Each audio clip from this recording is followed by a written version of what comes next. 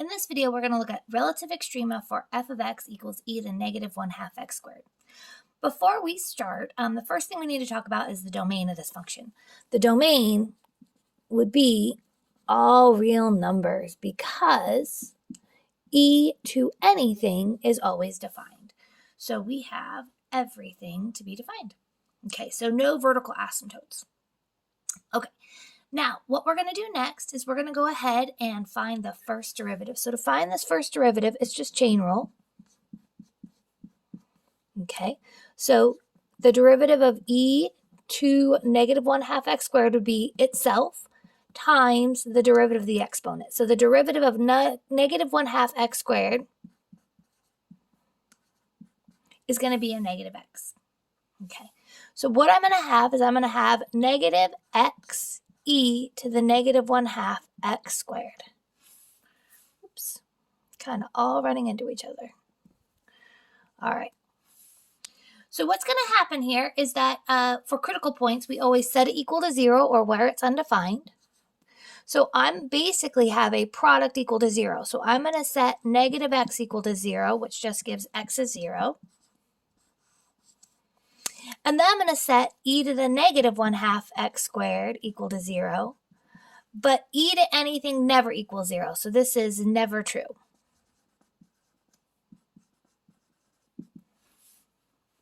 Okay. So I've got my critical point. My critical point is x equals 0. And although it's a little bit messy, I'm going to circle the derivative. There it is. That's the derivative, f prime of x. Okay.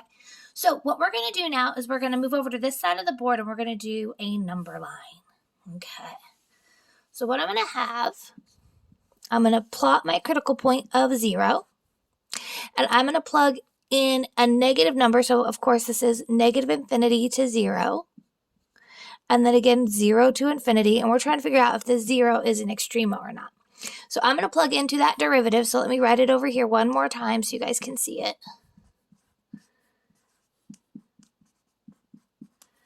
Okay. All right. So we're going to plug in negative 1. So e to the negative 1/2 times negative 1 squared would be e to the negative 1/2. That's actually going to be a positive number. Times a negative 1 is also a positive number, so this is going to be positive. Okay. If I repeat it with f prime of 1, again, the e part will be a positive number, but now I'm going to have times a negative 1, so it'll be negative. So what's happening is that this function is increasing and then decreasing. So what we have is that we are going up and then we're going down. If we go up and then we go down, then that type of extrema is a local or relative maximum. So right now I have a relative max at 0. Okay. To get the y coordinate for that, you always go back to the original function. So right now we have a max, a relative max or local max at x is 0. But like I was just saying, to get the y coordinate of that value, you need to go back to the original function. So f of 0 is e to the negative 1/2 times 0, or e to the 0, which is 1. So we have our local extrema at x equals 0, or the point 0, 1. Okay, now, next thing that we're going to try is we're going to do concavity. Okay, to do concavity, you have to do a second derivative. And that second derivative is going to be more involved because you're going to actually have a product rule. So let's see that.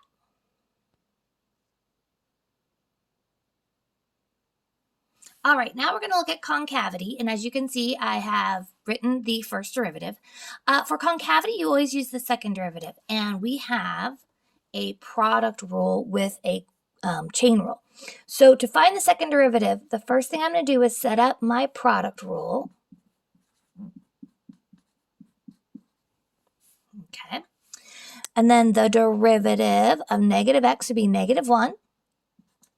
The derivative of e to the negative 1/2 x squared, we did that earlier. It was negative x e to the negative 1/2 x squared. And then we're going to cross multiply. So our second derivative is going to be a negative x times a negative x is a positive x squared,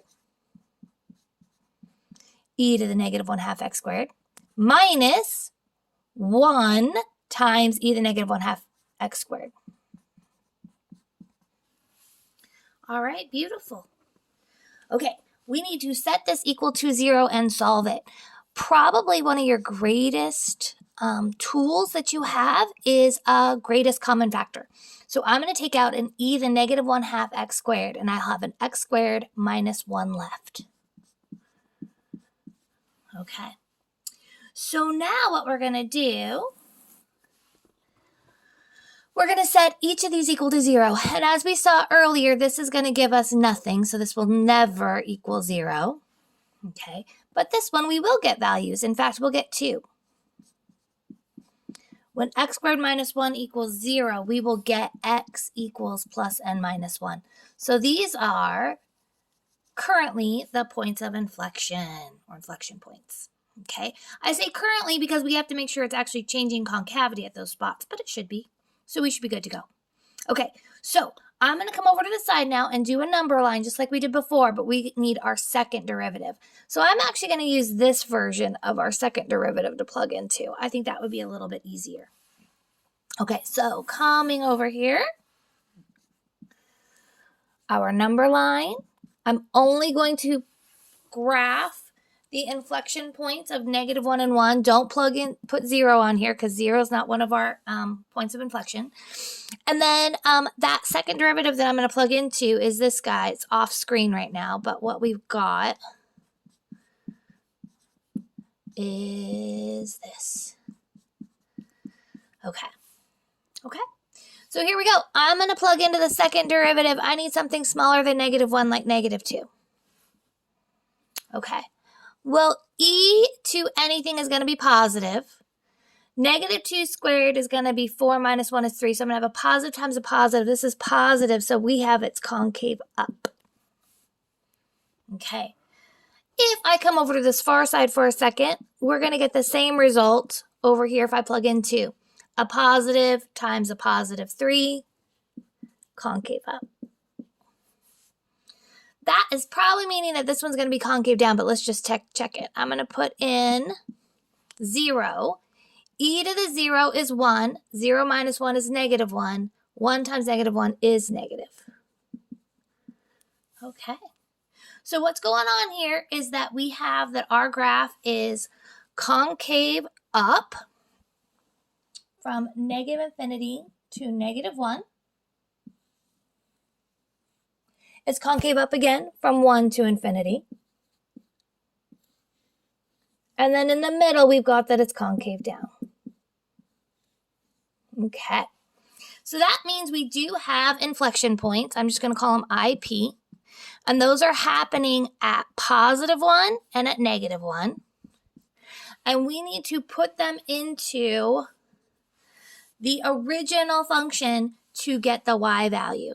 So our original function is all the way back up here. If I plug in 1, 1 squared is 1 times a -1/2 is a -1/2. So I'm going to get e to the -1/2 as the y values of the inflection points. Okay. Now I know it gets kind of confusing because we use interval notation, but these are points. This is an x coordinate and a y coordinate. So that is the actual point where it's changing concavity. Okay. So there you go. There's our video on extrema and concavity for this function. Okay. Now, I'm going to draw a picture of it. So give me just a sec. All right, here's everything we know about our function. It is increasing on the interval of -infinity to 0. It is decreasing from 0 to infinity. We've got a max at the point 0, 1. We've got those 2 inflection points at plus or minus 1, and the decimal approximation of the y value is 0.61. And then we've got our intervals of concavity. All right, let's sketch it. All right, so the biggest mistake that happens with students is that when they hear that they have a max, they think of kind of like the shape of like a polynomial, like a quadratic. where it's just going to keep going down and down and down forever. What's actually happening for this function is that, yes, we're going to have a max, but then over here, it's going to actually change concavity. So we're going to have this concave down, and then it's going to go concave up. Now, what happens, though, is that E actually has a horizontal asymptote. So as x goes to positive infinity and negative infinity, this thing's going to flatten off, get closer and closer to 0. So that's what's causing the concavity switch to up on this side. It's acting kind of like a magnet and an attractor. So it's not going to curve on the edges. It's not going to curve back up like a weird mustache. It's actually going to get attracted to this x-axis, but the concavity is bending up. So that is our graph of e to the negative 1/2 x squared. All right, good luck.